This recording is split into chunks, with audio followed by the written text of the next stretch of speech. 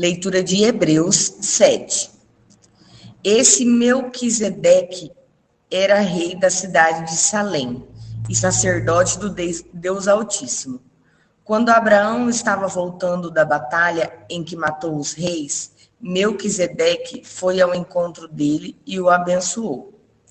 Abraão lhe deu a 10ª parte de tudo que ele havia tomado dos inimigos na batalha.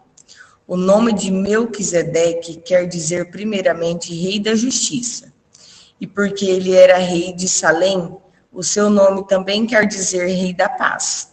Não se conhece o pai, nem a mãe, nem qualquer antepassado de Melquisedeque. E também não se sabe nada sobre seu nascimento ou sobre a sua morte. Por ser como o Filho de Deus, ele continua sacerdote para sempre. Vejam como Melquisedeque era grande.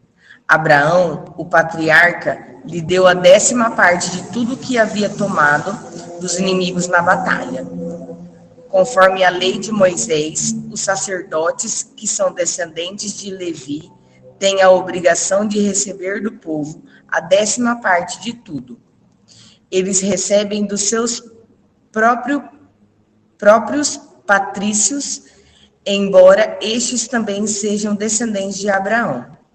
Melquisedeque não era descendente de Levi, mas recebeu a 10ª parte daquilo que Abraão havia tomado na batalha e o abençoou.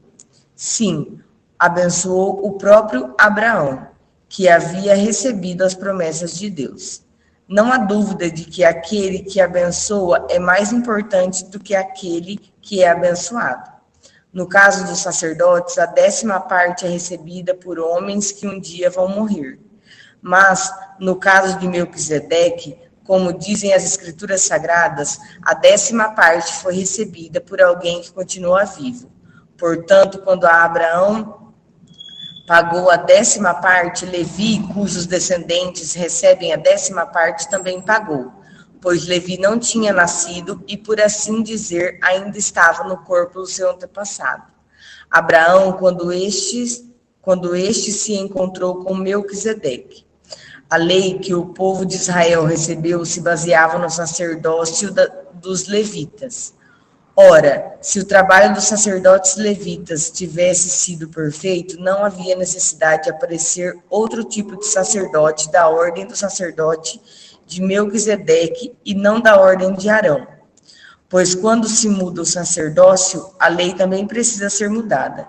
E o nosso Senhor Jesus, a respeito de quem são ditas essas coisas, pertencia a outra tribo, e nenhum membro dessa tribo jamais serviu como sacerdote.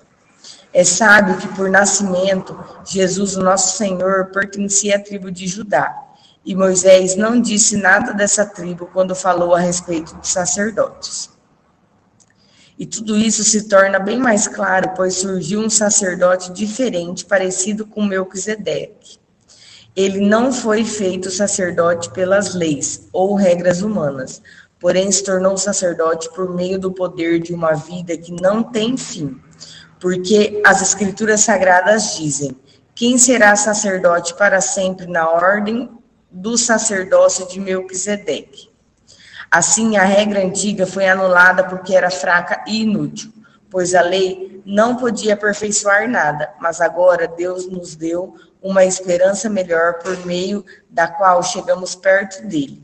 Além disso, há o juramento de Deus. Não houve juramento quando os outros se tornaram sacerdotes. Porém, houve juramento quando Jesus se tornou sacerdote, pois Deus lhe disse: o Senhor jurou e não voltará atrás. Ele disse: você será sacerdote para sempre. Portanto, essa diferença também faz com que Jesus seja a garantia de uma aliança melhor. Há ainda outra diferença.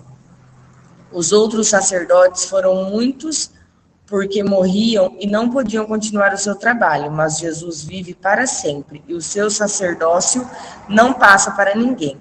E por isso ele pode, hoje e sempre, salvar as pessoas que vão a Deus por meio dele, porque Jesus vive para sempre, a fim de pedir a Deus em favor delas.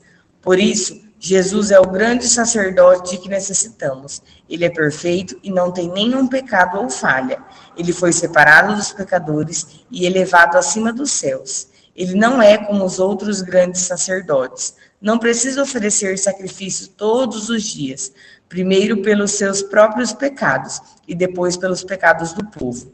Ele ofereceu um sacrifício uma vez por todas, quando se ofereceu a si mesmo. A lei de Moisés escolheu homens que são imperfeitos para serem grandes sacerdotes, mas pela promessa feita com juramento, a qual veio depois da lei de Moisés, Deus escolhe o Filho que se tornou perfeito para sempre.